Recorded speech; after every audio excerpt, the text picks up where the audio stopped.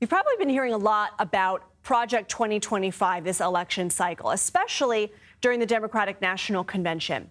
During Tuesday night speeches, multiple lawmakers held up an oversized cover of the project's proposal book. Democrats have used Project 2025 as a warning about what might occur if Trump wins a second term. But what is it? Curated by the Heritage Foundation, the 900-page initiative claims to be a, quote, comprehensive guide for the next conservative U.S. president. It offers several different proposals to create a sweeping overhaul of the executive branch. Donald Trump and his campaign are actively distancing themselves from Project 2025, with the former president even calling some of the recommendations, quote, abysmal. However, our CBS News data journalism team went through the project's documents line by line and found more than a third of the 735 proposals were aligned with Trump's past policies and current promises.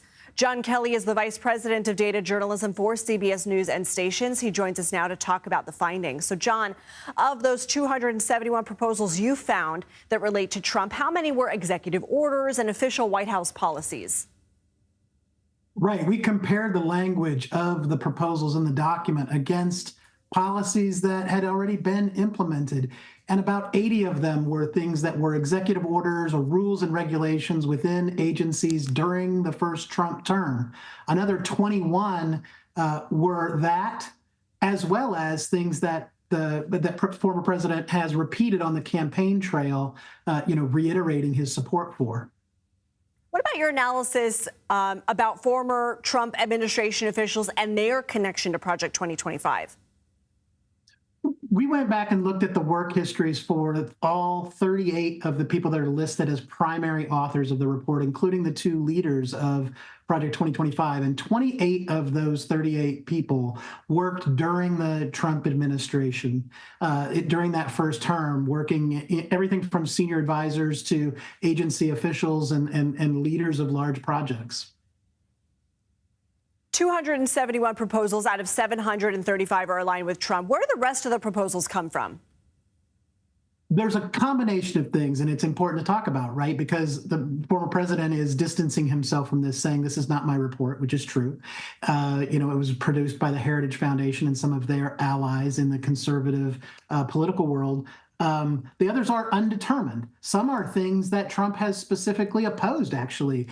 Several abortion restrictions, which are some areas, a ban on TikTok, both things that he has said during this campaign, that he would leave abortion regulation to the states and that he has changed his mind on a ban on TikTok. A lot of the others, because of the language in the document is being vague or very, very detailed in some cases, or, and then trying to match that up to things that Trump has put out in his platform or that his campaign has issued. We wanted to be very conservative there. And so there are a lot of these where there might be some overlap, but we didn't feel like we could deem them as exact matches to his either past actions or future promises. So we wanted to be careful there. Because you have gone through this with a fine-tooth comb, what else stuck out to you in your reporting?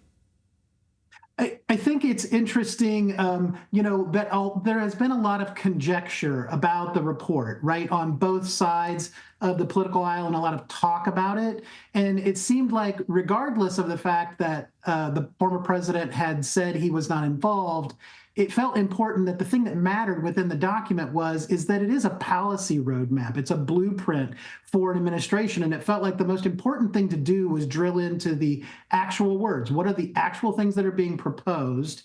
And how are those things lining up with the very voluminous campaign documents, on Trump's campaign website and the proposals that he's made and the things that he has said at his rallies, and really focusing on those policies is the place.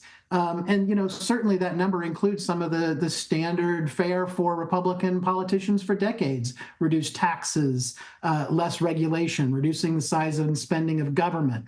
But a lot of them are the kind of policies that people have been talking about and raising real questions about, related to gender ideology and his pledge to remove protections for racial and ethnic groups and do mass deportations. Some of the things that really got people fired up, those are things that do match up directly with what he's saying in speeches on the trail and what he's done when he was president before.